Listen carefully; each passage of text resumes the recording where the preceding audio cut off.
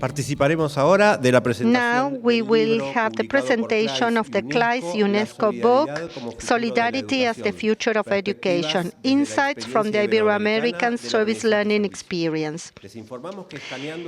If you scan the QR code that you have here on the screen, you will be able to have access to the publications library of CLAYSS, and you will be able to have access to this publication by CLAYSS. This is the QR code. Can you hear me? Service learning is an innovative pedagogical proposal that contributes to improving the quality of life of many communities, and it also improves formal and non-formal educational offerings. Through service learning projects, children, youth, and adults can use what they learn in the classroom and put it to the service of their communities.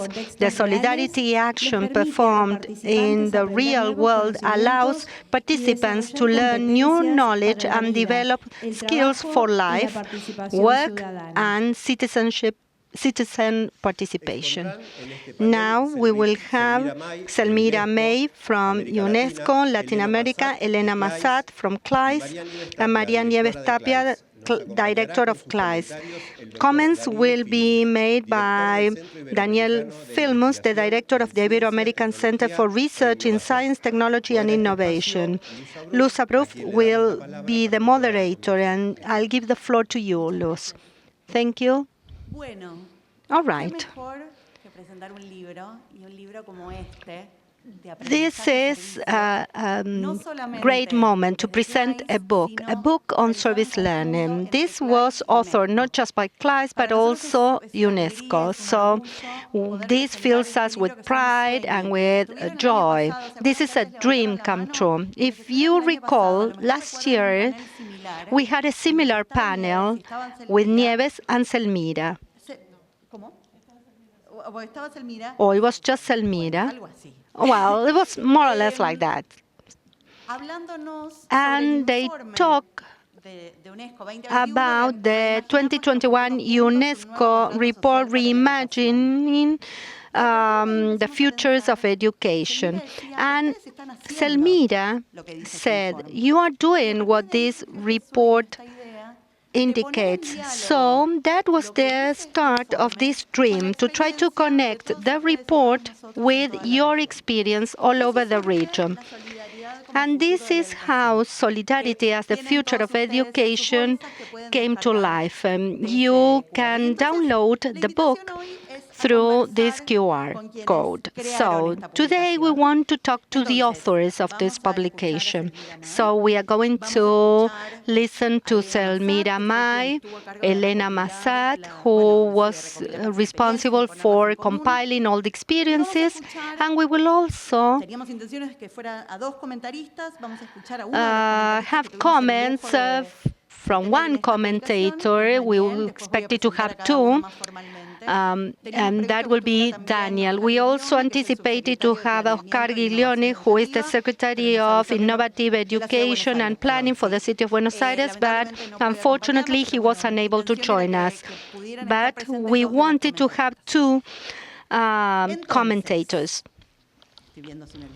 So let me see if I'm forgetting anything. I think that we can start with a discussion. So let me first give the floor to Zelmira, who is an expert of the education program for UNESCO Montevideo. She has a degree in sciences from the University of the Republic of Uruguay and a master's degree from the Loughborough University in the UK, and another one from the Michigan University in the United States.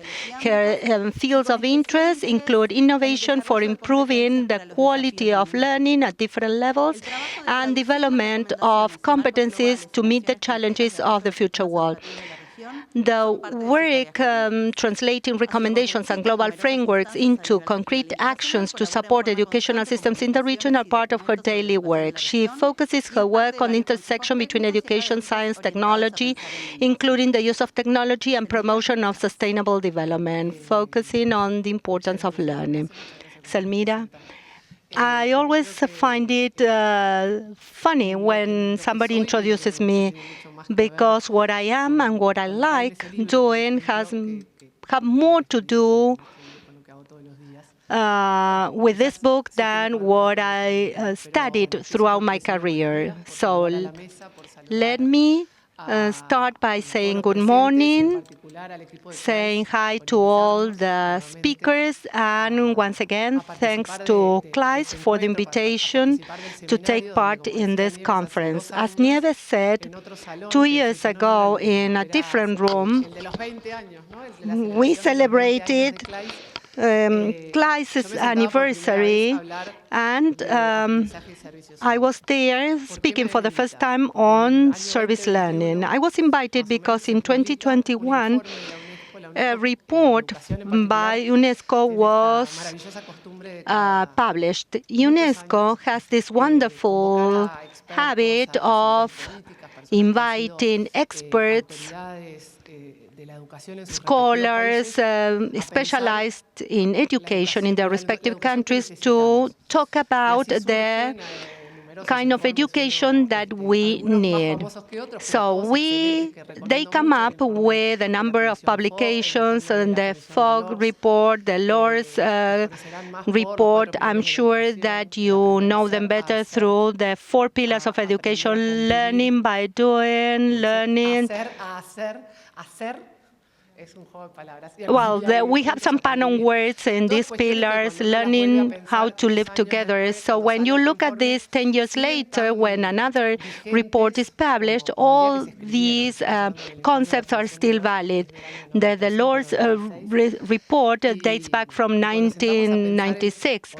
And when we think about why we do this, a few weeks ago, we met in Montevideo, and we revisited why we are learning, why we educate students. And Nieves said we need to know who wrote that chapter in the book speaking about service learning as a pedagogy for innovation to deal with the current world. And it is a bit strange to think about this that is so basic to the human nature, to serve, to collaborate.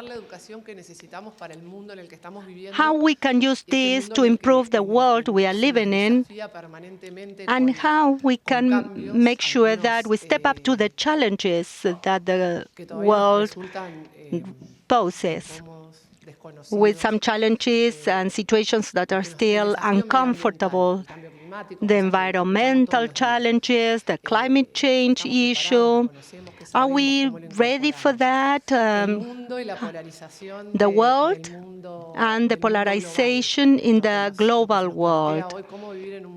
How we can live in a global world, because we cannot be alien to that. We are all global citizens. Technology, another big challenge, has given us the opportunity to live as global citizens, and that has benefits and disadvantages. So, how are our education systems preparing us to deal with those challenges? And then all the challenges for educational systems that have existed for years in the region. And now we have the new world challenges, changing world, a more vertiginous world. So, how can we help others learn differently? And it is like that we started looking at these new pedagogies. According to UNESCO, this has to do with practicing solidarity, thinking about other people, thinking that there will be some future generations that also need the world to be sustainable. So, now UNESCO is also talking about service learning. This is how we started this friendship relationship with CLAYSS. And as I'm always willing to try new things, they asked me, how can we bring together all these experiences? How can we show what is happening? Sometimes UNESCO just has lots of books that nobody looks at. The true value of these books lies in the fact of paving the way for showing the experiences that are carried out every day in schools, outside schools, in the communities, just in an attempt to learn how to be better citizens. If we don't compile all these experiences, probably many of you wouldn't have access to them. Well, some of you will be leading the stories anyway, but it is our responsibility, UNESCO's responsibility, to make sure that these experiences just come out of those small places where they are taking place, those small places where big things happen, and also be used as a source of inspiration for others and also for public policy development, because it is there where we need to have public policies. Public policies need to nourish from what is happening in the field, and sometimes there is no connection with that. So that was the challenge that we decided to take, thinking about all the beautiful things that happen in the various schools, the different communities where learning takes place, intentionally or unintentionally, where we are learning how to live in a better world. Let me also say that I see some people here who have led experiences, and then there will be another person who was responsible for systematizing all those experiences. We were just talking among ourselves about how difficult it is to systematize the good experiences in education. Sometimes we don't have the time. Oftentimes, there are valuable experiences in learning spaces that get lost along the way. So we think that this is a good practice to make sure that we do not lose all those positive things. So somebody started to compile all those experiences. Somebody else read those experiences and made comments on them. That is why this publication has so many positive things, because it is a compilation of experiences. It provided information to a lot of people on service learning. I had to talk to many UNESCO experts to ask for their comments, and they discovered what was happening in the field of service learning. They discovered this new way of doing things. So we fulfill that task of showing that there is another way of teaching and learning. And we have Daniel Filmus with us, representing all these people. He is going to tell us about the process. It was like a marathon that we ran just to make sure that we had everything ready for today. Nieves shared the video link that showed actually the book in the digital version. And then if we'll go back to the reasons why we started this, well, somebody asks me the question, why UNESCO with an NGO? Why not? I think that UNESCO has the duty, among many others, of disseminating knowledge to everyone, democratizing access to knowledge. UNESCO also needs to serve as a repository of good experiences. This book is that. Also, this information can be used for public policy making, so why not UNESCO? It is there where we need to be. And this is another way of connecting the work that we do with those who educate on a daily basis. So I am really honored to have received CLAYSS' trust for this publication. And whenever you have the opportunity to launch this kind of product, I should say that I'm very proud of the product and I'm thankful to all the people who supported us. Hopefully you will read it, you will enjoy it, and you will also make it known. Hopefully this experience will get disseminated through you. Muchas gracias, Zelmira. All right, Zelmira started telling us about the structure of the book. Elena Massat, whom I'm going to introduce shortly, will tell us more about the structure of the book, and she's going to share some of the experiences. And let me take this opportunity to especially thank the Ibero-American Service Learning Network, because when we told its members about this dream, the Ibero-American network said, count on us. So when we asked them to share experiences, quality service learning experiences, as Zelmira was mentioning, we receive experiences from different parts of the world. And Elena is going to tell us more about that.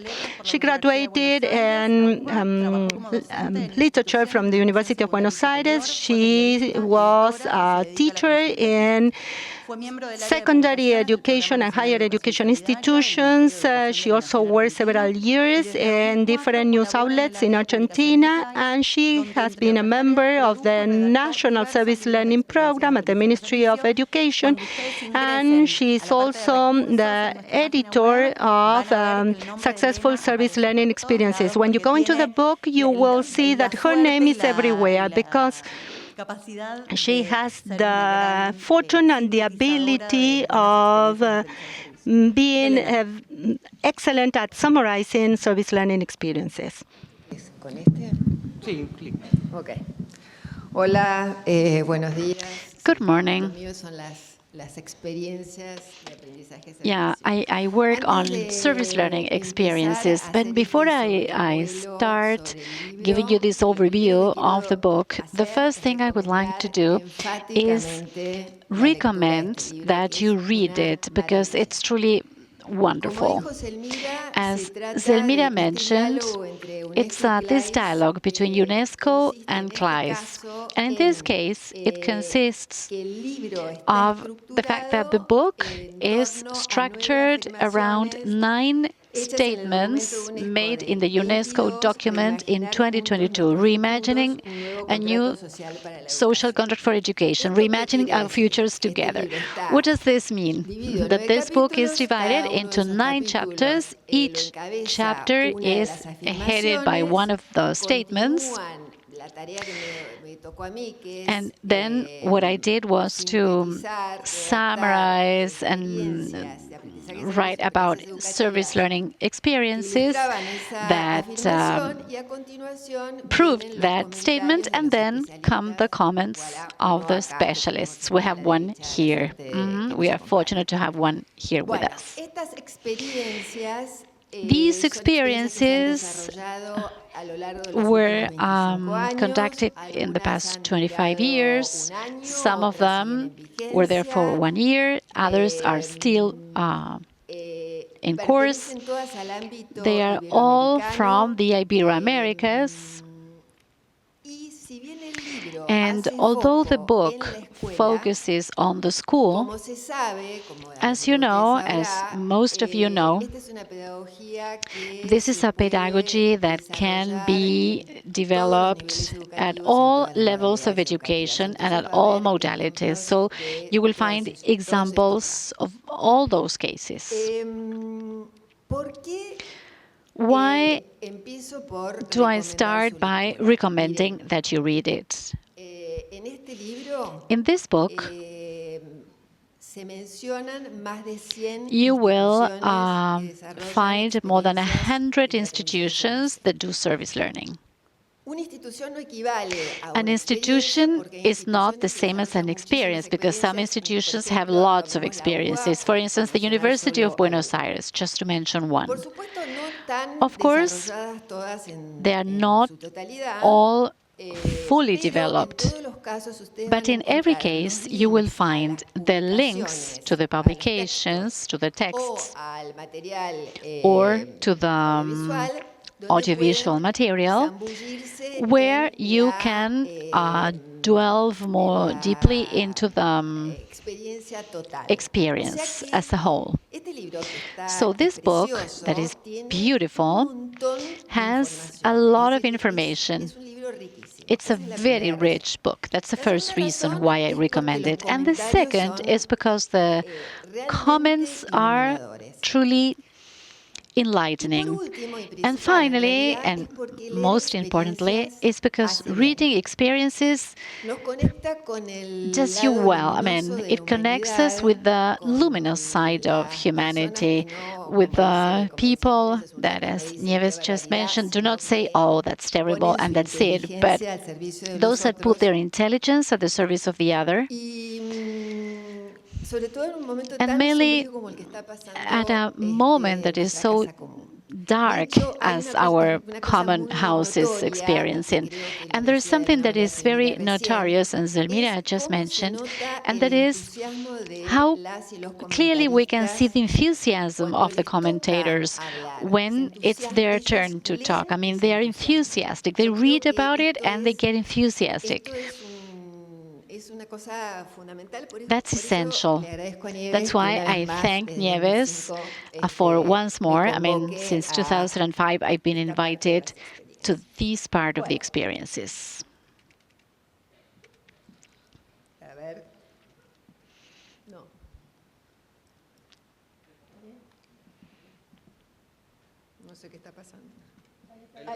There it is. What I'm going to do right now is to very briefly go over the table of contents of the book, and I chose one experience, just one, for you to have an idea. The first chapter says, reimagining the future together demands pedagogies that promote cooperation and solidarity. This chapter, one of the commentators, Pucci Rovira, and I quote, says, this phrase and service learning are so relevant for an education concerned with moving forward to something that still does not exist, to something that is just a dream.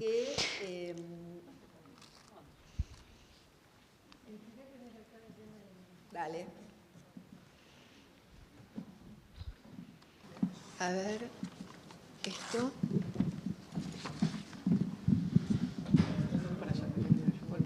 Acá tenés. Ah, bueno. Sentate. No, yo voy, Nieves, quédate.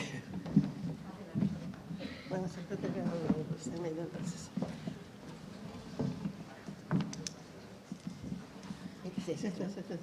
Sí, bueno, esto es lo que pasó con So this is what happened with the experience at Kindergarten 904 in Los Toldos, which is a location in the province of Buenos Aires. It's called an educational, recreational, and historical park. Just across the street from the school, there was a flooded lot of land, and there they created this park with the participation of the municipality, the kindergarten, and many other stakeholders in the community. So this was an activity that required the collaboration of all the community. But I'm going to focus on what these little kids did. They drew the school of their dreams. They produced the plantlets for the trees that we're going to plant, that they planted with their families. They produced the California worms for the for the soil, for those plants. They also practiced writing. They learned to identify the species, and they practiced writing, preparing the signs for the to identify the species. And they also shared the project in the local radio. So they were able to do not just to implement all those skills and knowledges, but also imagining something that was still not there. In that flooded land, that vacant lot, that is where this park was born. The second chapter focuses on the need for a participatory, collaborative, multidisciplinary learning to solve problems. In this case,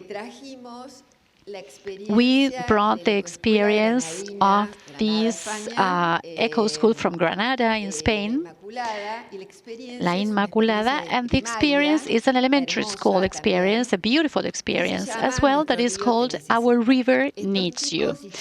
These children went to the river, they saw it was fully polluted because of the sewer waters that were flowing. So in the chemistry class, they took samples, they analyzed the level of pollution, they organized cleaning days along the river, they cataloged the waste, they organized a campaign for raising awareness on the use of waste, so they created the brochures to communicate it.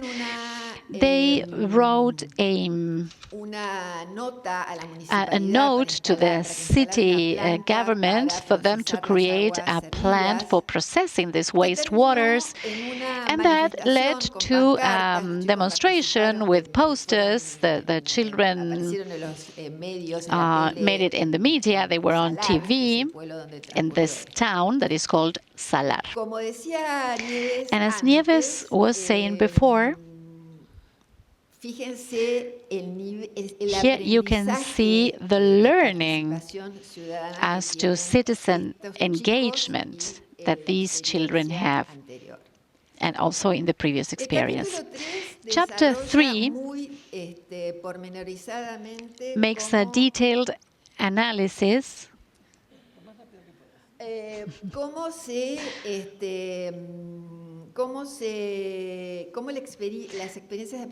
how the service learning experiences can be deployed at different levels of education. So here we have again a school in Uruguay. This is next to the capital city, Montevideo. It's a trades school, a vocational school, and they transformed this vacant lot into a park. And in this case, it was particularly interesting that these children that come from vulnerable communities, they were able to own the space. And they learned to care for the common spaces, and they felt useful and respected, perhaps, for the first time. I'm going to try and speed up because these people, this person here sitting to my right is pointing at me with the finger, saying that I should speed up. Chapter 4 is about sustainable development goals. And the example in the book is from a Chilean secondary school that shows the development of SDG 8, that is sustainable and inclusive economic growth.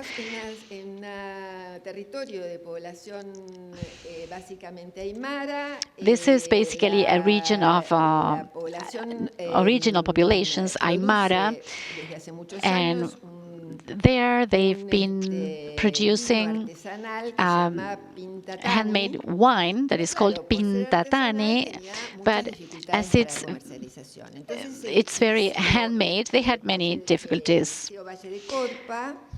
So this school, together with the National Corporation of Indigenous Development, organized this workshop where the students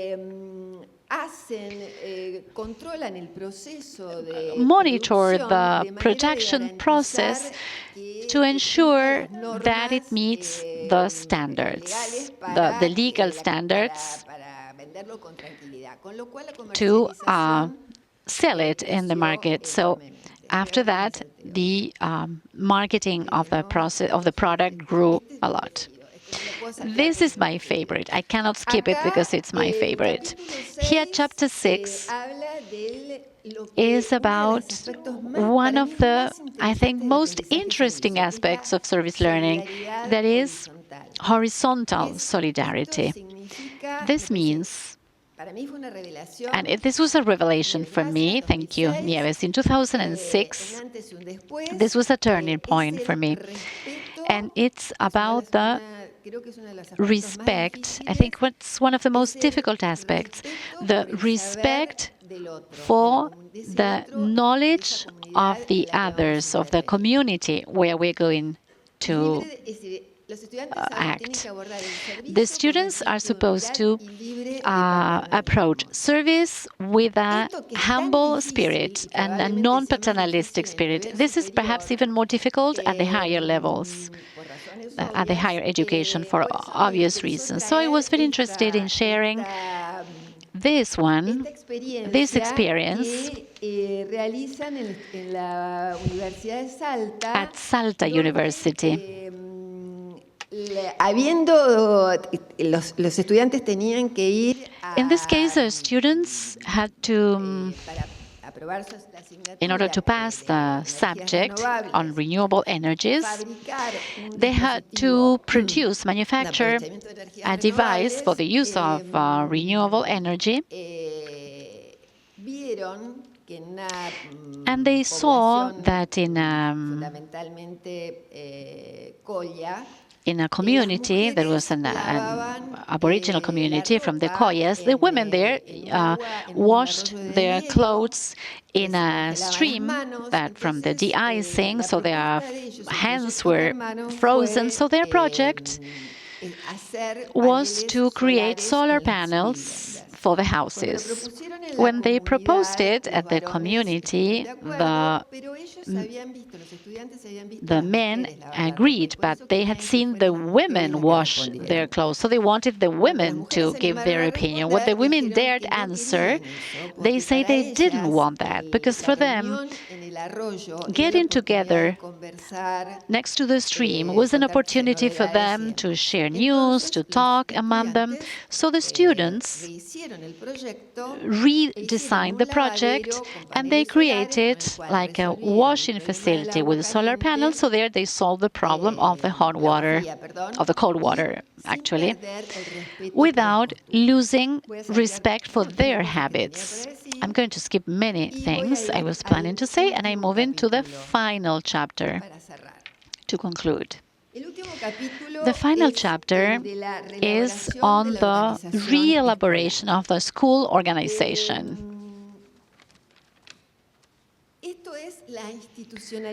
This is the institutionalization of service learning. This is difficult. I'm sure that here, if we asked you, many of you who do service learning, you found some reluctance or resistance among teachers, leaders, inspectors to come out of their comfort zone. But in some cases, it is possible. It's possible to institutionalize anyway.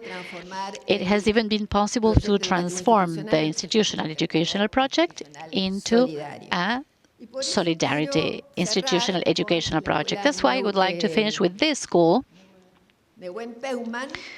donde la directora dice, where the principal says acá no this. necesitamos hablar de Here, aprendizaje-servicio. we don't need to speak of No lo service learning. mencionamos. We Está don't totalmente mention it. It's incorporado. absolutely Es la manera en la que incorporated. trabajamos. It's the way we work. Junto al mapa curricular de materias y Together talleres, with the curricular siempre map está of lo subjects solidario. and workshops, Desde el we inicio de la always escuela include es así. solidarity. It's like that from the beginning Entonces, of the para school. cerrar, So to vuelvo conclude, I go a, back lo que decía Pucci to Rovira what en el Pucci primer, Rovira said capítulo. in the first chapter. Esto de reimaginar This thing of y llevar el sueño a la reimagining realidad. and bringing No a dream casualmente, into Nehuen reality. Peumans Nehuen Peuman quiere decir, in la Mapuche, fuerza it's the de un name of sueño. the school, and the name of Esta the es school una in escuela Mapuche que means the imaginó force of the dream. una This is a educación school that solidaria, imagined enseñó this y la hizo solidarity education. Bueno, They dreamed gracias. about it and they made it a reality.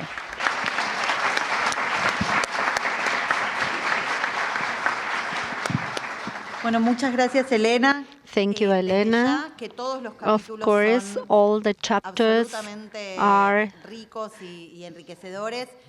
Ahora extremely no hubo tiempo de rich. que Elena describiera cada uno de ellos. Pero Elena por did favor, not no se los have pierdan, porque enough todos están time buenísimos, to tienen experiencias describe buenísimas each y of them, but comentarios please have a look at all of Una them. cosa All of importante que me them avisaron recién, feature el código QR que beautiful pusimos al experiences. principio no And era the correcto. QR Estamos code that we showed consiguiendo at the el beginning correcto. was not correct. Encuentran la So we publicación en nuestra will página web, pero show you olvídense de the ese QR, correct ya one. vendrá Forget about the one bueno. that we have already Hablaba de displayed. comentadores, y entonces So decíamos, hay una serie de I said comentadores, that we muchos have de a ellos number que of saben sobre commentators, aprendizaje-servicio, people comentan, who are bueno, really comentan las experiencias y knowledgeable demás, about y muchos service de ellos learning que and no make vienen del campo comments del on the experiences. aprendizaje-servicio y que Others también don't come from the comentan, y field of sucede este service learning, descubrimiento del que hablaba but they Elena. also make Hoy comments nos and acompaña they Daniel come up Filmus, with this que fue uno. discovery that Elena was describing.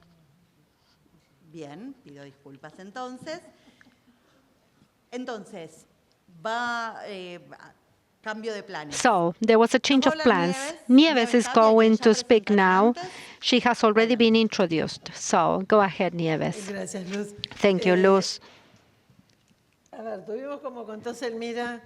As esta Zelmira idea, said, we came up with this hace 2 idea años, 2 después years de la ago. presentación de Zelmira, After Zelmira's Zelmira me presentation, at that dice, time, en el panel she que yo comenté, made estaban poniendo en práctica lo que a escribieron en comment. la She teoría said, los grandes, you were sabios de la putting into educación que hicieron practice el documento de the UNESCO, theoretical y a partir de contents ahí surgió la posibilidad de designed este by diálogo. Yo ya the hablé mucho de UNESCO la primera experts parte de la in the mañana, panel así where I que presented. voy a So ser muy breve. I have Lo que already quería justamente given a era talk earlier resaltar un today, poco, so I'm not así going to como take too much of your time. Elena presentó la But parte just de las like experiencias, Elena presentar talked a about the quienes les comentaron. experiences, I want to tell Antes, you muy more about the rápidamente, commentators.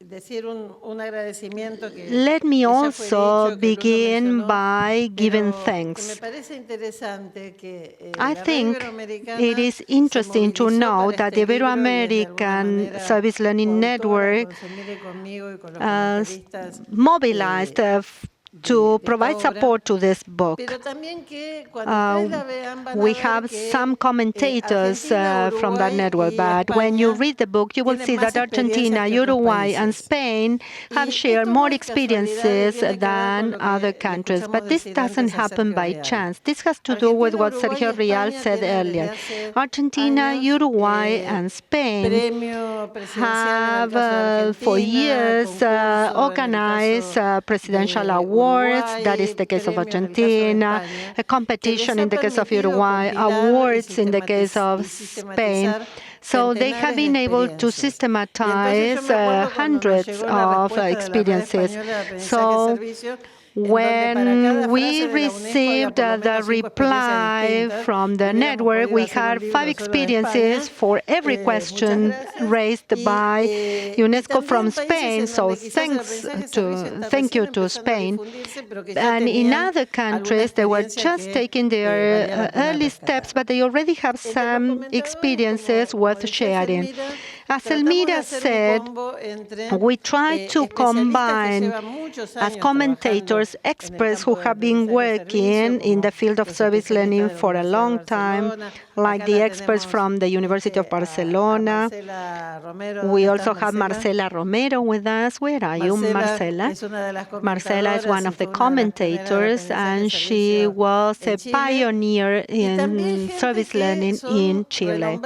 And then we also have education experts in general who are very well known, and they were surprised when they saw all these service learning experiences. So I want to especially thank Zelmira, because for us, as part of the service learning community, this partnership with UNESCO is very important. UNESCO is now shedding light on service learning as a pedagogy, but it's also shedding light on the way that service learning is being put into practice in Latin America. So we need to take advantage of this book to do positive advertising, to disseminate information about this pedagogical innovation. So here you have the pictures of the commentators of the first 5 chapters. You will see here experts from Uruguay, Renato Perti from Uruguay, Joseph Puig from Catalonia. Then we have colleagues from Portugal, from Uruguay, Marcela from Chile, Daniel Filmus, and the experts from the University of Chile, Pepe Menendez from Spain, María Rosa Tapia, part of the CLAYSS team, Jose Martín from the research group on moral education from Barcelona, Daniela Gargantini from CONICET and the University of Córdoba in Argentina, Miguel Zabalza, an expert from UNESCO, Leticia López Villarreal from Mexico, Javier Valle, Carlos Fabián Avila Vega from Ecuador, Oscar Giglione, who has already been introduced from the city of Buenos Aires, and Miguel Martínez, a former dean of the School of Education in Barcelona.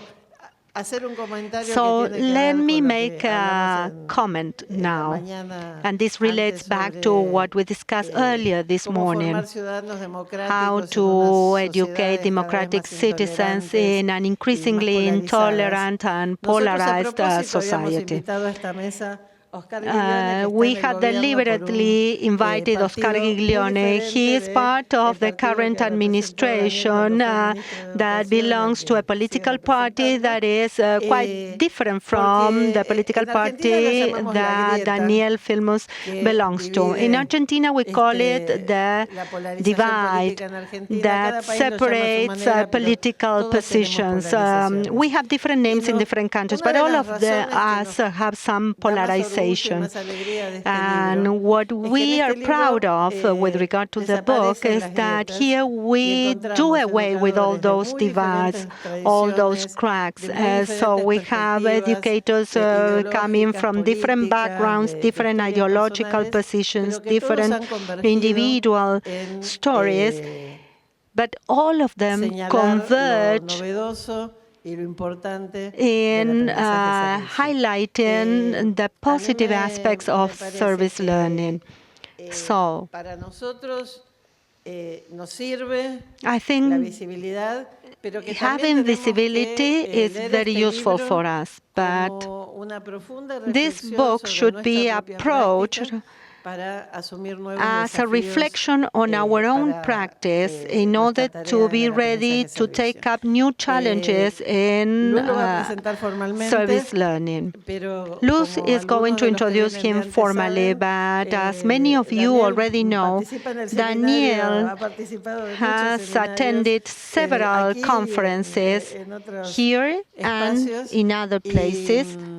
And he was the Minister of Education who rebuilt the service learning program that had been discontinued with the 2001 crisis. Then, under his leadership, we came up with the Service Learning Awards. I must admit that at a personal level, it is quite meaningful to me to see the former minister and the current assistant coordinator of the National Service Learning Program. Despite all the political changes and ups and downs, he's still working on the promotion of service learning. So thank you, Zelmira, for this opportunity. Thank you, Daniel, for being here. And Luz, back to you. All right, so now I'm going to formally introduce Daniel Filmus, who has a degree in sociology from the University of Buenos Aires and a master's degree in education from the Federal Fluminense University in Brazil. He specializes in adult education from Crefal, Mexico. He's the director of the Ibero-American Center on Research in Science, Technology, and Innovation. He's a researcher of CONICET CITRA and a teacher of sociology at the University of Buenos Aires. He was Minister of Education between 2003 and 2007, and Minister of Science, Technology, and Innovation at the national level in the period 2021-2023. He was a national senator and a national House representative. He has published several books. He received awards on 2 occasions, and he was recognized for his contribution to regional integration processes and the regional development processes in Latin America and the Caribbean from Flaxo, and he received the UNESCO medal, Jan Amos Comenius, recognizing his achievements in the field of research and educational innovation. Muchas gracias. Thank you. Bueno, una alegría enorme. I'm very happy to be here. Thank you, Nieves, and our colleagues from CLAYSS and UNESCO who came up with this brilliant idea of publishing this book. I thank you because I really enjoyed reading all these experiences led by young people from solidarity perspective. I think this is wonderful in a country and in a region where continuity is not the rule. Unfortunately, we don't have long-term state policies. We are more characterized for disruptions. So it is incredible to see that this program is reaching out to so many young people, not only in Argentina, but throughout the region. Of course, we need to give credit to a lot of people, but this wouldn't be possible without Nieves' insistence. You can imagine how much she insists on all this. So all ministers say yes instead of objecting to her requests. So I thought that I got rid of Nieves, and now she invited me again. So I only have a few colleagues like Nieves, who I love so much. She is always thinking about utopias, because actually these are utopian ideas that never materialize entirely, but they just mark the horizon and they set a north for us. When Nieves invited me to take part in this book, I went back in time. I resorted to memory. Before being a national minister of education, I was also minister in the city government in Buenos Aires. We were coming out of a social and political and economic crisis that had disrupted the entire institutional system. What is important about this project is that, unfortunately, it is increasingly necessary. In the late 2000s, when we came up with the presidential awards and we were able to recover, we couldn't imagine that over time, the values conveyed through service learning and the service-oriented school movement would be increasingly important today. We did not imagine at that time that the mere existence of the educational community would be at the center of the discussion. And I'm saying this with a lot of concern. And I think that we need to think about this deeply, because the society went in the opposite direction of that we wanted. And I'm saying this at the global level, not just in Argentina. I participated in some UNESCO documents. I was also a member of one of its bodies. So I've been in several UNESCO discussions, and we were pointing in a certain direction, but we realized that there were a lot of individualistic positions, a lot of disputes, sometimes armed disputes, intolerance, discrimination, non-acceptance of others. So we encountered that, and if we had to redefine what we do in service learning, when we look at the experiences, we are happy to see that solidarity bias, but we cannot avoid by thinking that this should be mandatory from a moral and ethical standpoint to do service learning. When we look at the world today, we don't like what we see.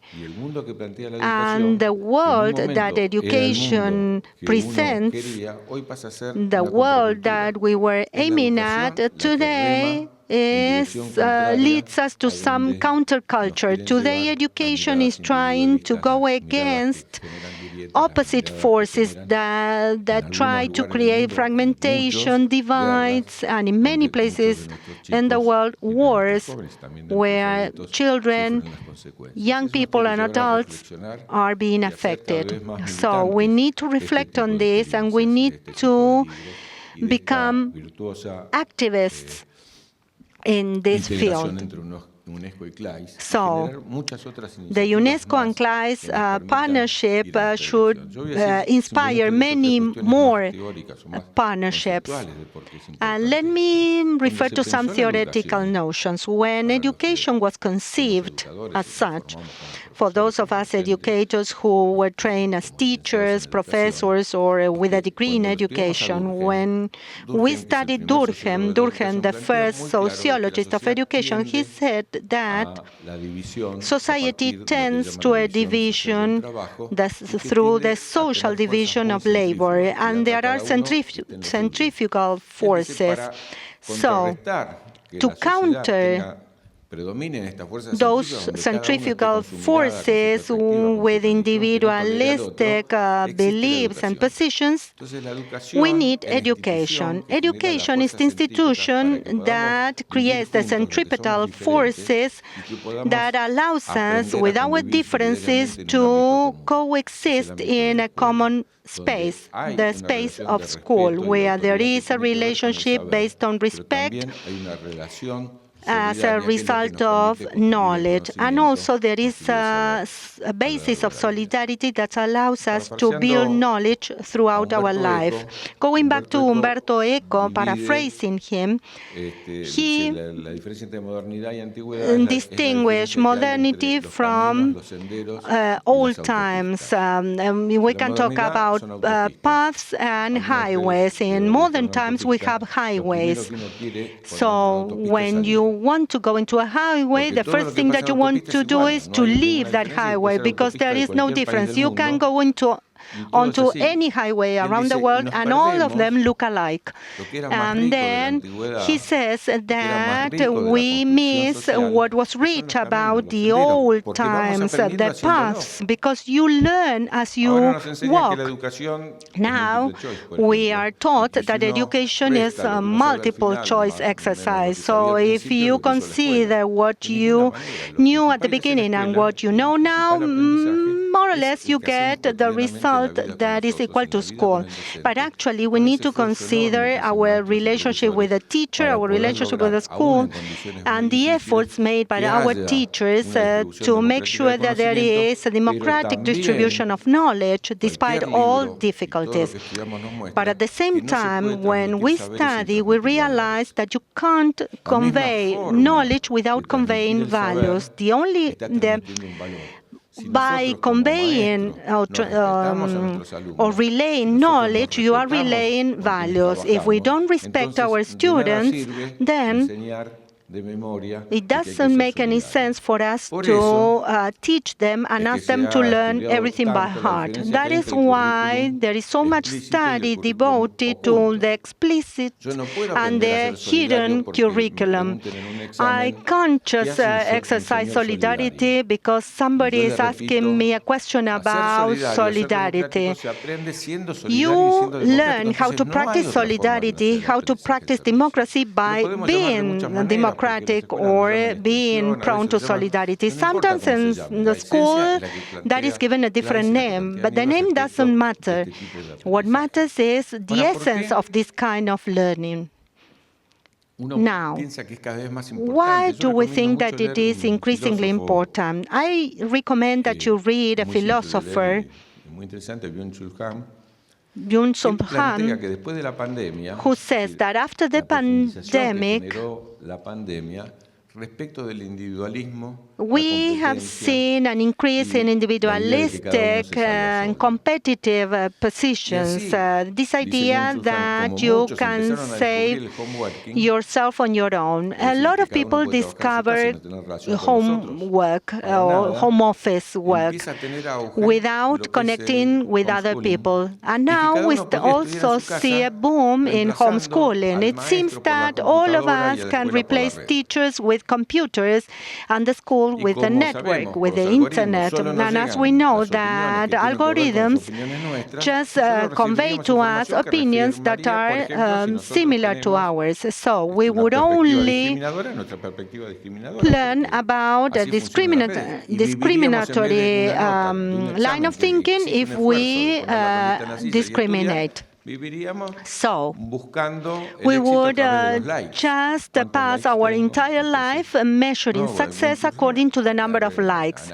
So, this philosopher analyzes the effects of the pandemic and how young people commit suicide when they don't get the number of likes or the replies they are waiting for. So the TV was created and other audiovisual devices were created, and we realized that we could counter that with the school. There are no other institutions but the school that can counter that kind of culture. In order to go back to the hegemonic culture based on solidarity, the coexistence and respect for one another. When we were young, perhaps I'm the oldest one in the room and I have the authority to say this, all of us attended the public school and we would be there, and in Argentina most of our families were started by immigrants, and sometimes we were ashamed of having our parents going to school because they came from other countries. They were immigrants, and the same happened with children from indigenous groups or indigenous families.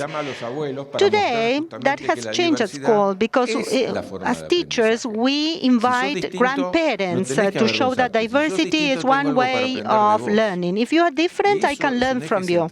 And that is a central pillar for the school, and we need to recover the value of that. We don't have to forget about schools because social media seems to be predominant. We need to go back to the culture of solidarity, the culture of school, because children have that naturally.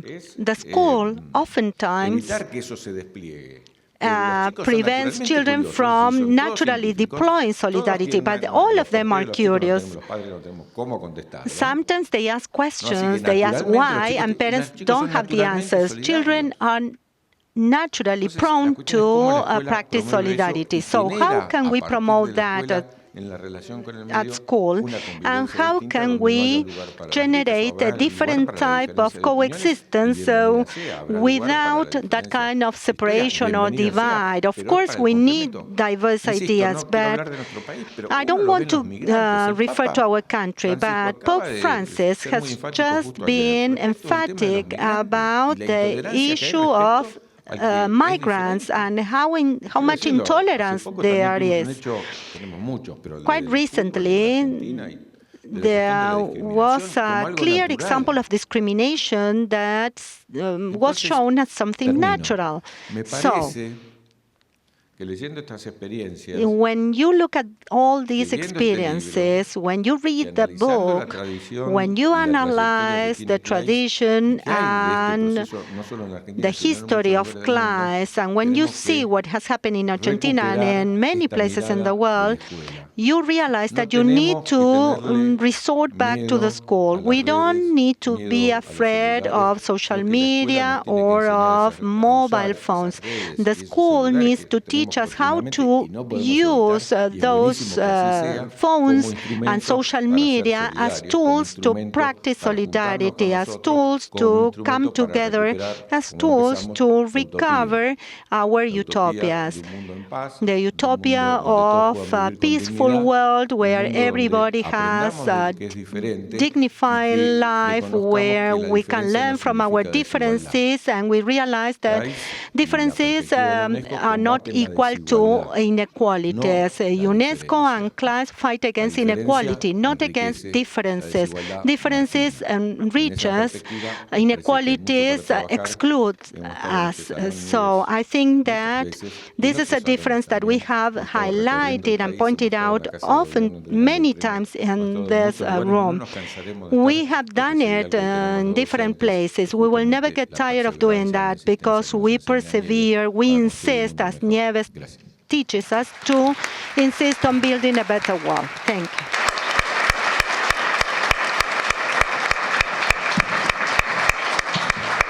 Muchísimas gracias, Daniel. Thank you, Daniel. Bien, muchísimas gracias, Daniel, Thank you por iluminarnos con tus for palabras. illuminating us with your words. Thank you to all the panelists. I hope we've been convincing enough for you to go and read the book and share it as well. As we said, we can download it with the QR code. You can also find it in CLAYSS webpage. The more we are talking about these topics, more capillarity we generate as well. So apart from everything we do, it's good to systematize our experiences, share everything we're sharing these days, so we are more. And I hope the utopia is closer, as Daniel mentioned. So thank you so much.